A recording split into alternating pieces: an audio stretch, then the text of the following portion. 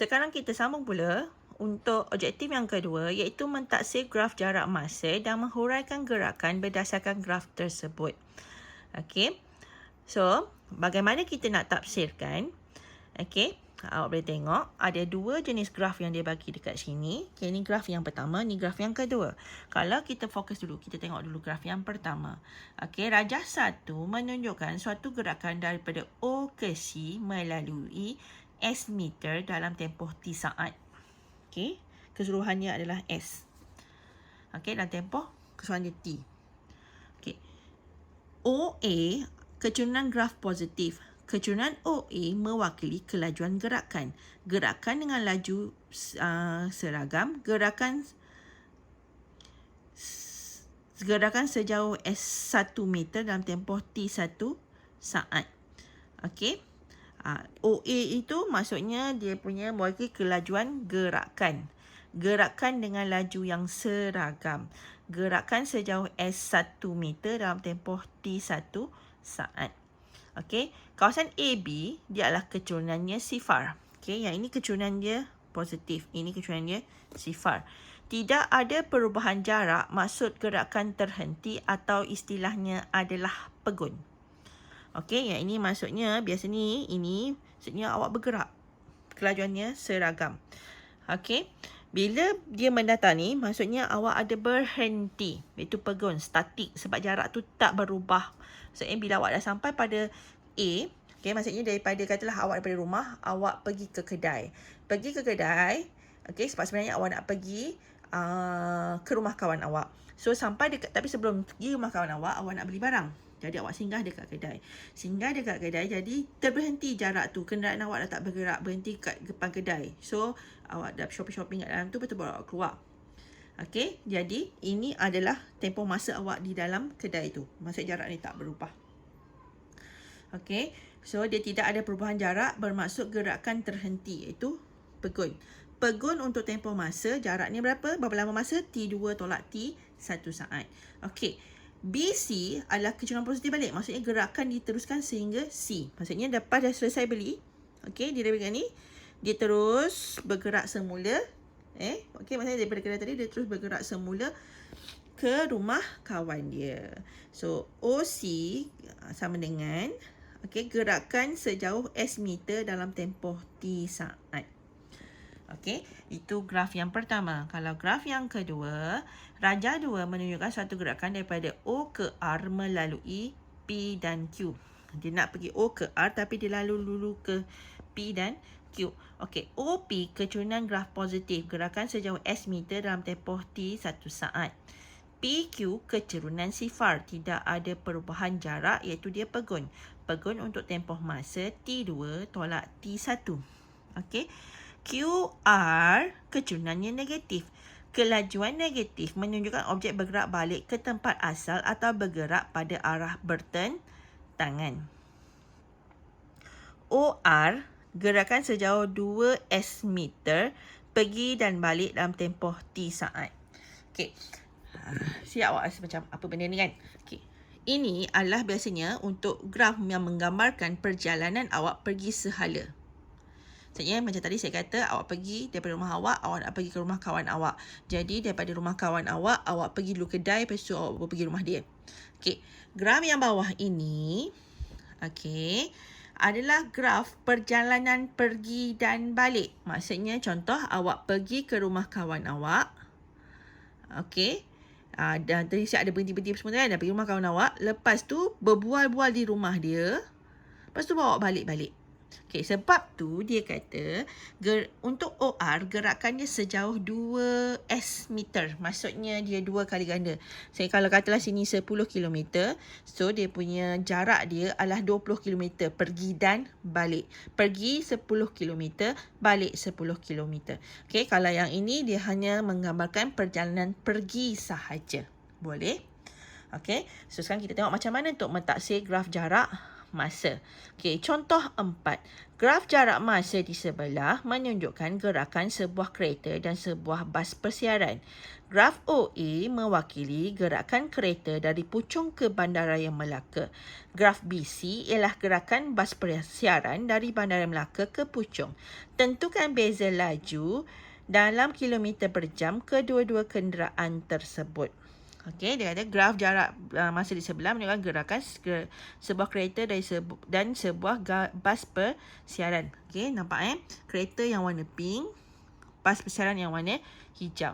Graf OA mewakili gerakan kereta dari Puchong ke Bandar Melaka. Graf BC adalah gerakan bas persiaran dari Bandar Melaka ke Puchong. Tentukan beza laju. Okey, dia punya laju dia berapa. Okey. So, mula awak kena carilah dulu laju kereta. Laju kereta adalah jarak bagi masa. So, jaraknya berapa? 150. Okey, 150 tolak kosong. Okey, bahagi dengan 2. 2 jam. Sebab tempoh masanya 2 jam. So, awak dapat ini kelajuan dia. Okey, bas persiaran pula, dia punya ni adalah, okey, sama. Jarak dia sebenarnya 150. Okey, cuma tempoh masa dia berbeza. Okey, iaitu kalau ni tadi 2 jam, dia 3 jam. So, 150 bagi dengan 3. Awak dapat dia kelajuan dia adalah 50 km per jam. Okey, kat sini awak tengok dia tulis tanda negatif betul sebab dia tolak. Okey, kosong.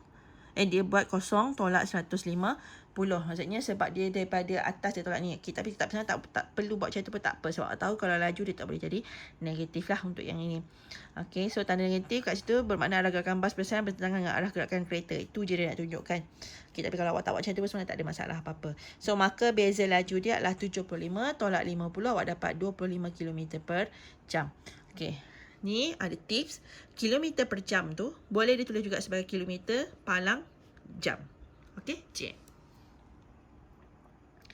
So, contoh yang kelima. Graf jarak masa di sebelah menunjukkan gerakan sebuah kereta untuk tempoh 4.5 jam. Okey, 4 jam setengah lah maksudnya. Tentukan tempoh masa kereta berada dalam keadaan pegun. Kedua, laju kereta sejam yang pertama dalam kilometer per jam. Dan yang B, huraikan gerakan kereta untuk tempoh 90 minit yang terakhir. Okey. So, pegun, dah tahu pegun adalah areanya di sini. Dia kata tadi dia nak apa? Tempoh masa dalam keadaan kereta itu pegun. So, masanya awak tengok berapa? 3 tolak 2, so dia 1 jam. Ingat, kalau pegun adalah kawasan yang mendata. Okey. Kedua, laju kereta sejam yang pertama. So, sejam yang pertama maksudnya awak akan ambil di depan. Kalau dia kata sejam yang terakhir, awak akan ambil yang di belakang. So, sejam yang pertama, okey, sejam yang pertama adalah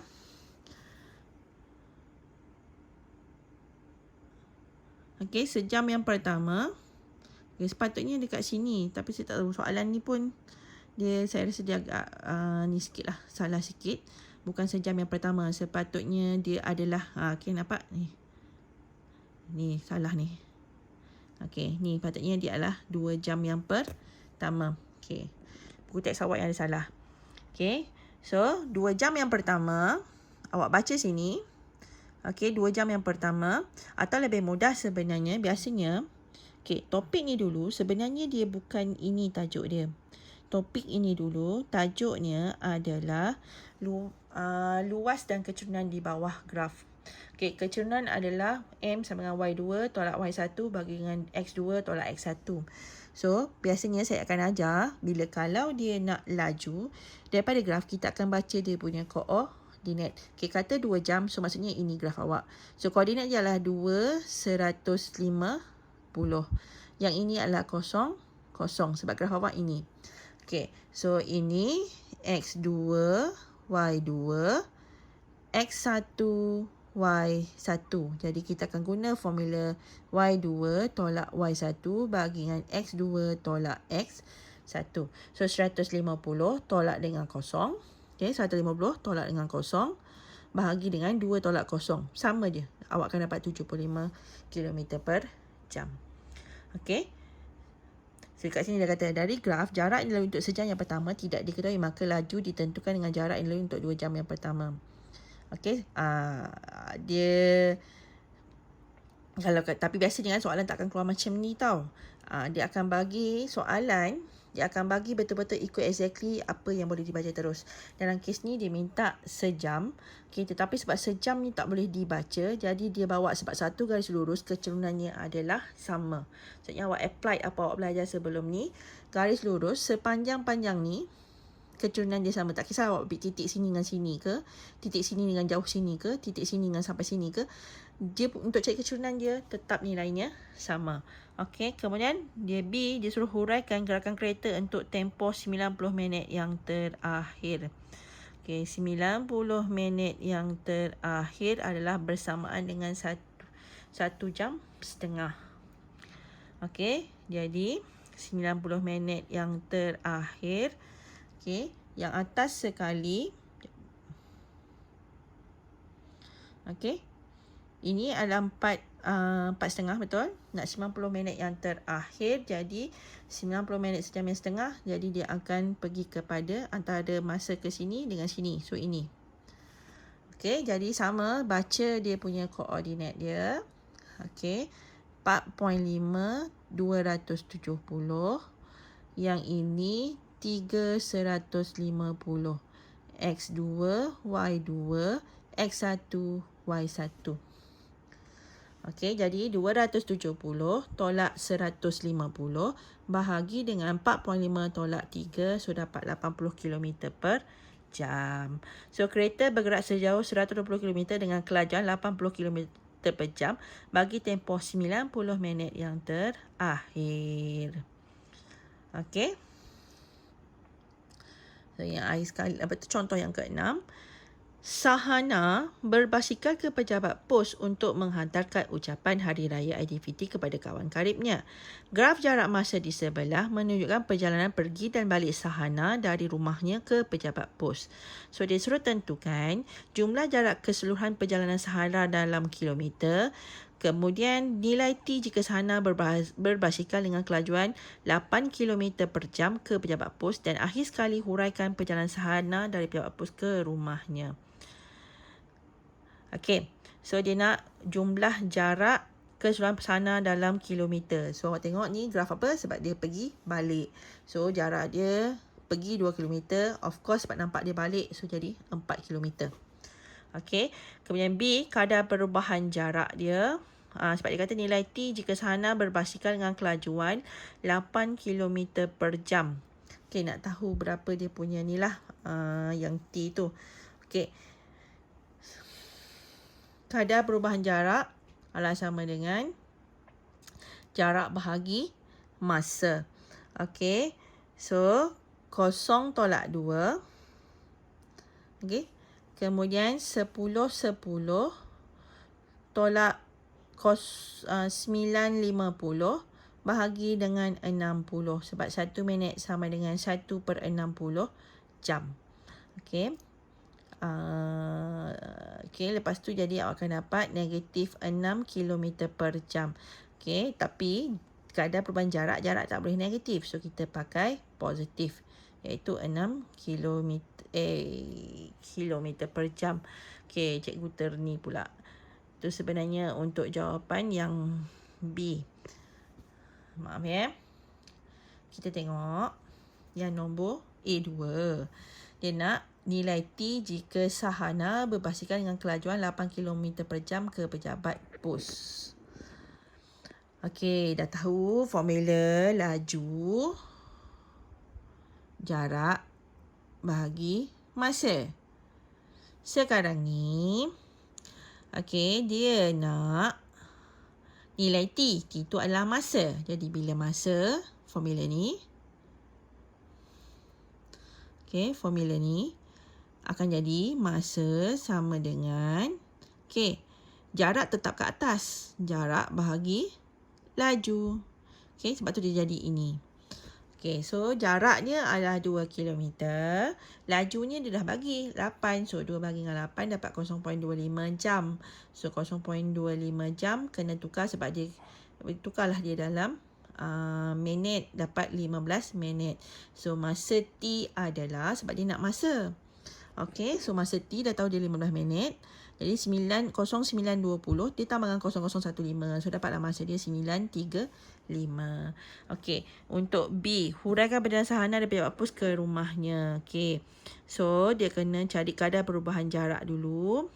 Kadar perubahan jarak ialah jarak bahagi dengan masa. Sama je, memang tu je formula yang dia pakai. So dia dapat ini. Jadi kesimpulan boleh dibuat, sahana berbasikal sejauh 2 km dan tempoh 20 minit dengan kelajuan 6 km per jam.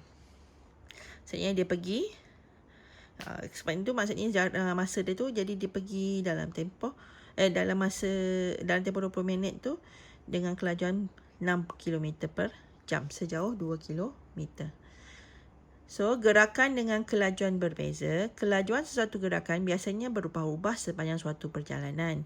Dalam situasi ini, laju purata digunakan dan formula laju purata adalah seperti berikut, iaitu jumlah jarak yang dilalui bahagi dengan jumlah masa yang diambil. So, ni kita tengok contohnya. Puan Zabedah ingin melawat kawannya yang tinggal di Muar. Graf jarak masa di sebelah menunjukkan perjalanan Puan Zabedah dengan kereta dari Segamat ke Muar melalui Tangkak. Hitung laju purata perjalanan Puan Zabedah dari Segamat ke Muar dalam kilometer per jam. Dan kemudian jika kadar perubahan jarak kereta dari Segamat ke Tangkak adalah 50 km per jam, hitung jarak di antara Tangkak dengan Muar dalam kilometer. Huraikan gerakan kereta dari Segamat ke Muar. Okay, yang pertama dia nak hitung laju purata perjalanan Puan Zabedah daripada Segamat ke Muar dalam kilometer per jam. Okay, bila nak purata laju, okay, ambil je terus jarak bahagi dengan masa. So 80, masa dia berapa total semua? 1.5. Jadi awak dapat jawab, ini jawapan dia. Okay, B, jika kadar perubahan jarak kereta dari Segamat ke Tangkak adalah 50 km per jam, hitung jarak di antara Tangkak dengan Muar dalam kilometer. Okay, dia nak jarak sini berapa? Okay, so awak kena tahu, okay, jumlah jaraknya adalah laju purata dengan jarak dengan jumlah masa. Okay, ni laju purata tadi yang awak dah kira. Okay, laju purata ni 53 1/3 km per jam tu. Awak darabkan dengan balik. Okay, dia punya jarak nanti dengan jumlah masa. Jumlah masanya adalah 1 jam. So, dapat 50 km. Okay, sebab dia nak jumlah jarak adalah laju darab masa. Boleh tak? Okay, sebab ni. Dia memang formula adalah laju sama dengan jarak bahagi masa. Bila nak jarak, dia pakai laju darab masa. Bila nak masa, dia akan pakai jarak bahagi laju. Itu je. Dia pusing-pusing kat situ sahaja. Okay. So, jarak di antara Tangkak dengan Muar adalah sama dengan 80 tolak 50 km. So, dapat 30 km per jam. Okay. Yang ini sebenarnya dia kira untuk jarak sini. Nak tahu sini. Ni berapa? Daripada sini ke sini. Okay. Sebab ini S. Tak tahu jarak dia berapa. Okay. Jadi, dia ambil. Okay. Sebab jarak ni masanya adalah 1 jam. Okay. Jadi, 53 1/3 km per jam tu darab dengan 1 jam. Okey, tu dapat 50 km. Okey, bukan yang ni, tengok ikutnya. Okey, lepas tu bila dah tahu dia punya jarak adalah 50 km, keseluruhan tu adalah 80. So tolak je lah, 80 tolak dulu dengan yang sini, dia akan dapat yang di atas sini. Okey, yang C, kereta bergerak sejauh 80 km. Okay, suruh huraikan gerakan kereta dari Segamat ke Muar. Jadi huraiannya adalah kereta bergerak sejauh 80 km dalam tempoh 1.5 jam dengan laju purata 53 1/3 km per jam. Maksudnya dia pakai yang ini je. Hurai tu je. Awak hanya cakap je dia bergerak sejauh mana, berapa lama, berapa jarak dia bergerak, berapa lama, dan dia punya laju purata sahaja. Okay, so ini latihan awak, tolong buat.